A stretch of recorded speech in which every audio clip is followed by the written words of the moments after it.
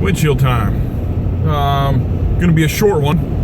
I'm not out on the road per se on a long run. I am, strangely enough, I'm moving hay from one barn to another. So I will, but it's something that has arisen over and over and over again. And finally somebody asked me, hey, why do people, and I'll get into this, when you are out doing research on the internet for whatever it might be a light, might be a handgun, ammo, ancillary gear, holster, slings, lights, blah blah blah, cappuccino maker for your AR, whatever, as you're hanging stuff on that or just doing any kind of research,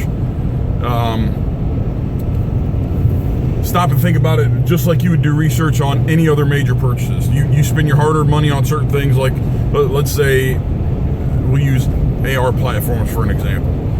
You want to go out and you want to buy a rifle, and it doesn't even necessarily, okay, let's widen it a little bit too.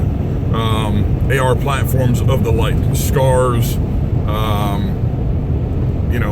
Bravo Company, LWRC, Noveske, whatever.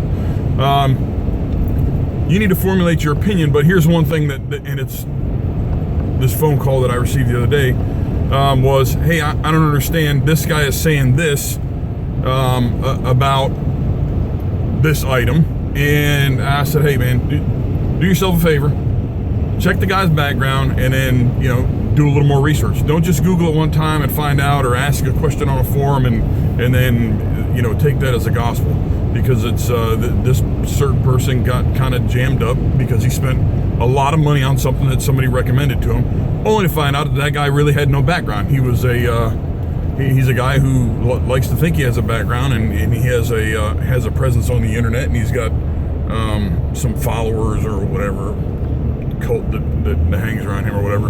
So just stop and think about it for a little bit. Do not take one person's. Don't take my. Good Lord, don't take my word as gospel. Do some digging around and find out exactly, if you have some guy, maybe, take me for example. If you're one of those people like, you know what, I know his background, I've talked to people, where he's been, what he's done, blah, blah, blah.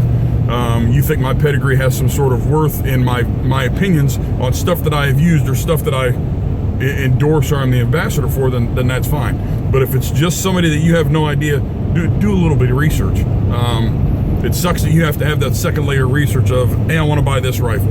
So I start digging around, and this guy says that. Well, okay, now do a little bit of research on him. Same thing if you're going out to buy, you were going to spend $40,000 on a brand new truck, you'd probably do a little bit of research. Go from dealership to dealership, maybe talk to different, whatever, get online, go to a vetted source like Consumer Reports or whatever.